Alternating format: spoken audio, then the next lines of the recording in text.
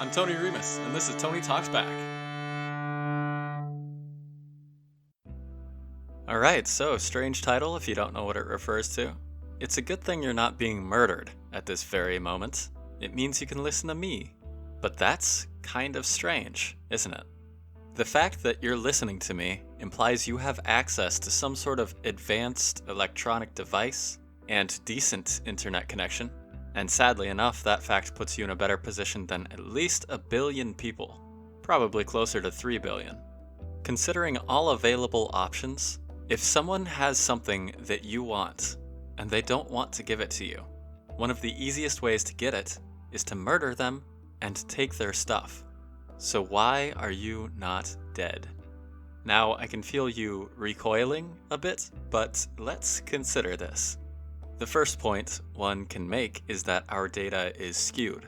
Perhaps it's a sort of survivorship bias. The fact that we have electronic devices and internet at all necessarily implies that we aren't living in the kind of world that tears itself apart for immediate resource advantage. And fair enough, but imagine me now gesturing vaguely to the natural world, right? Lions chasing away hyenas from a fresh kill. Ant colonies committing ant genocide against each other for territory dominance. And if a mama bear and her cub find your campsite food stash, make no mistake, it is now their campsite food stash. Even interspecies, we have documented chimpanzee tribes that will fight and kill each other almost without hesitation. One such war took place in the Gombe National Park in Tanzania and lasted 4 years.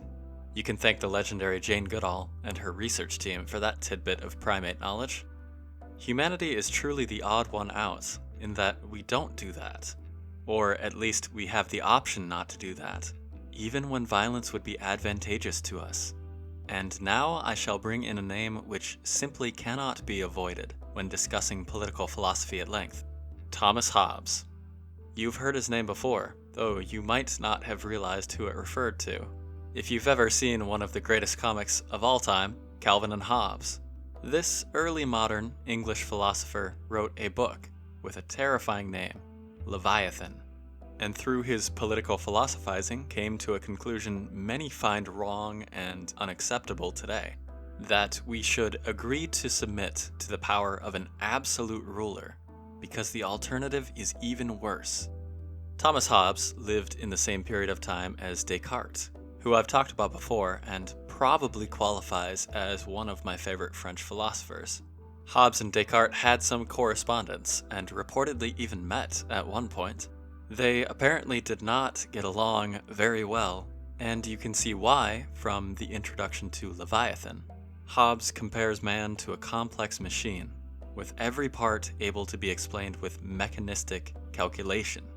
If you know anything about Descartes, you know that he was a dualist of mind and body. Descartes argued that the mind and body are separated and function differently and independently, and Hobbes said no, basically. But we can save philosophy of mind for another time. Let's dive into Leviathan's politics and see if we can't figure out why Hobbes would want an absolute ruler.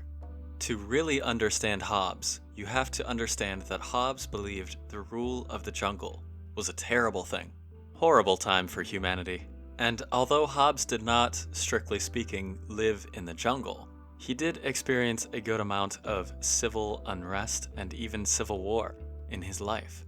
This is the state of nature for Hobbes, a condition of war, everyone against everyone, allegiances and allies untrustworthy and impermanent. To quote Hobbes, "And the life of man, solitary, poor, nasty, brutish, and short."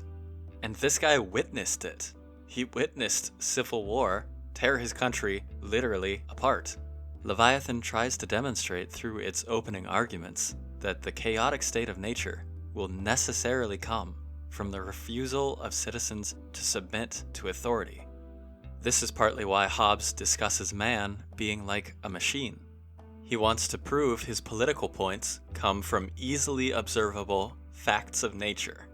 The first chapters of Leviathan lay out an account of passion, language, emotions, and the like. The fact that humanity has all the components of other creatures in the natural world implies that we at least have a tendency to behave in a similar manner to those creatures. There is one respect in which humans can be differentiated, and I can't think of anyone that would disagree on this point. We as Homo sapiens have access to reason and rationality. Hobbes was a believer in the equality of human reason. Human wisdom and wit, he calls it. The most muscularly strong, or the most learned of scholars, are equal to the beggar in that everyone has access to human rationality. In this way, it doesn't matter how strong or powerful you are. Any other human, either on their own or through a coalition, can find a way to bring you to your knees. If humans did so desire, they could band together and destroy and pillage to their heart's content. The mob rebels against the system which, for their entire lifetime before, they had been protected by. Or maybe they weren't protected. Maybe the system failed them, and that's why they are mobbing. More on that later, though. Let's focus on the purely unjust mob. We know that democracy has its downfalls. Democracy killed Socrates. Mob rule occurs when the tyranny of the majority tramples on the rights of the minority. If you have done nothing wrong, there yet is little way for the common man to defend against a mob. So it was in 1650, so it still is today. And this is a problem, because without an appeal to a higher power, there is no discernible reason for man to sit idly by and refuse to take that which they can for themselves.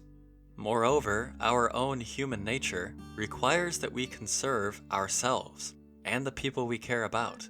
So we have very good reason to engage in, say, civil war and strike first, to defend these things or expand our territory.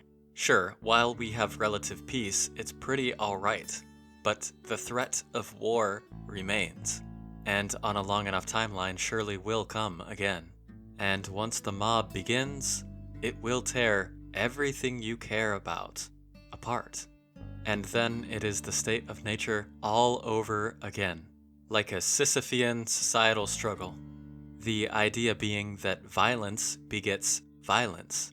Because of our innate sense of self-preservation, we simply cannot allow a violent mob to surround ourselves.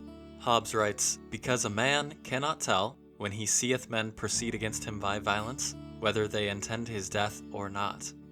And importantly, Hobbes believed such actions, on either side, were neither right nor wrong.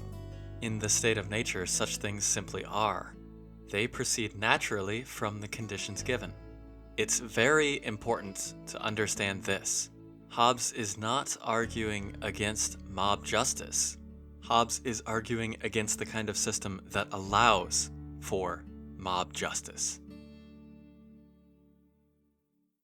Become a patron of Tony Talks Back and get exclusive access to bonus content and a private RSS feed where you can download episodes and listen on your favorite podcast platform ad-free.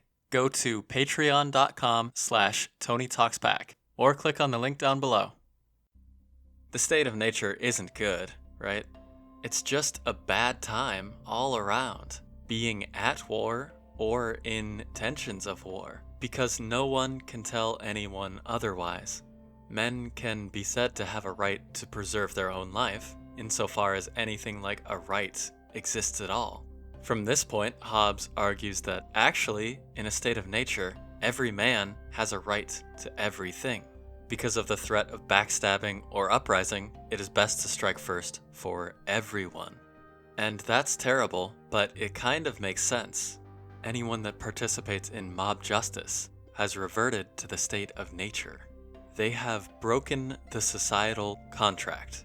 There is therefore no action committed by or against them, which can be considered unlawful or unjust. And thereby they commit their lives to being nasty, brutish, and short, in a perpetual state of war against their fellow man. But if mobs naturally exist and arise due to the state of nature, and can revert society back to such a state at any time, what hope is there for humanity? Hobbes' answer? There isn't any hope. Unless, and this is key, there should exist some power above all that can, through reward or fear, coerce men to enter into contract with it. This power is absolute. It can do all things to ensure justice is dealt to those who break the contract.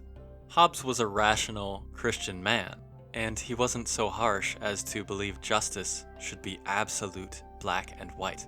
Hobbes believed we ought to pardon those that regretted their breach of contract, and let them back into it. Granting of peace, he called it, for the benefit of society.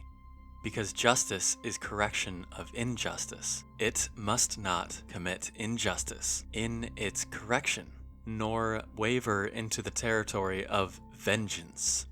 Violence begets violence, revenge begets revenge.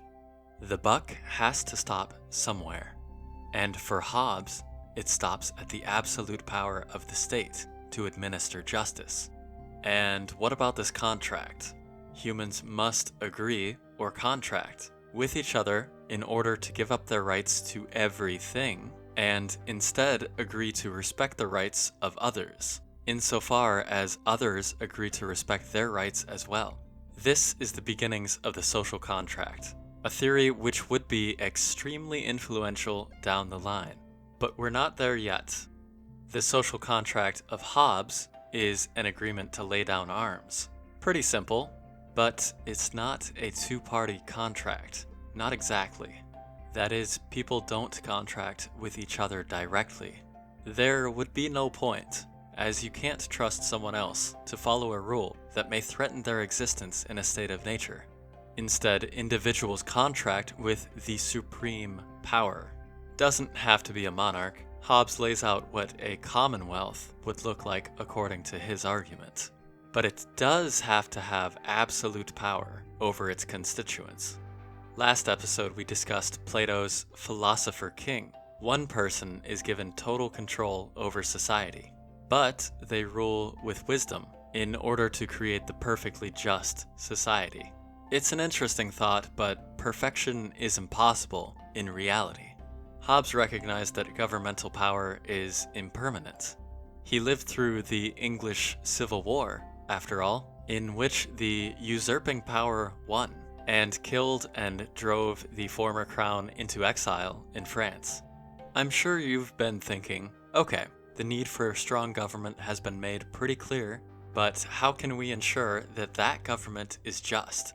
How do we stop tyranny if it were to arise in a ruler with absolute power, or transfer power from an unjust ruler to a just one? Admittedly, this is a weak point in Hobbes' philosophy. Hobbes recognized that powers fail, for example with civil war. In the conclusion to Leviathan, Hobbes gives a bit of a slippery answer. If an absolute power should become not absolute, and no longer able to maintain the rights of its citizens, then you are already in the state of nature, and thus have no contractual obligations with that power. And if an even more powerful entity comes along, one cannot be considered immoral if they were to join that entity to preserve their own life and or escape the state of nature. But the objection to Hobbes runs deeper than even a transfer of power from the unworthy to the worthy.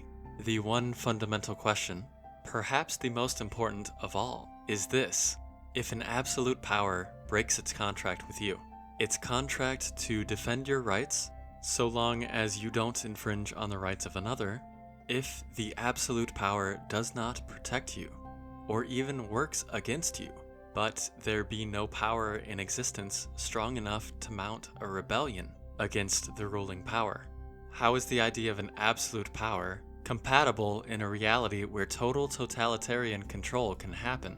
Hobbes came from a time where messages were sent by carrier pigeon and flintlock muskets were all the rage. I don't think he or any of his contemporaries could have imagined the horrors of the Nazi concentration camps. Somewhere around 6 million people died in those camps to an unjust power. But there was little they could do against the absolute rule of Nazi Germany and its industrial might. We cannot forget also how narrow the victory of the Allies over the Axis powers of World War II was. Hindsight 2020, right? Looking back on it, we can say it was a sure thing that D-Day, the invasion of Normandy, would mark the turning point of the war, or the Battle of the Bulge, etc. But if Hitler hadn't invaded Russia, who knows what would have happened? If Nazi Germany and co. were granted absolute dominion over the earth, we would potentially be stuck under an absolute rule, which is absolutely unjust and arguably evil, for who even knows how long? And it's this objection that has really stuck. Hobbes was, like all of us, a product of his time. Later thinkers and philosophers would build on the groundwork Hobbes laid, and build in such a way so as to avoid the conclusion that absolute rule is a necessity. But that is a story for another time. This has been Tony Talks Back. I hope you enjoyed this tale of Hobbes and the Leviathan. Catch you next time. If you enjoyed the show, like, subscribe, review, wherever you're listening. Share it with your friends, and become a patron on Patreon, or consider a one-time donation on PayPal. Take it easy.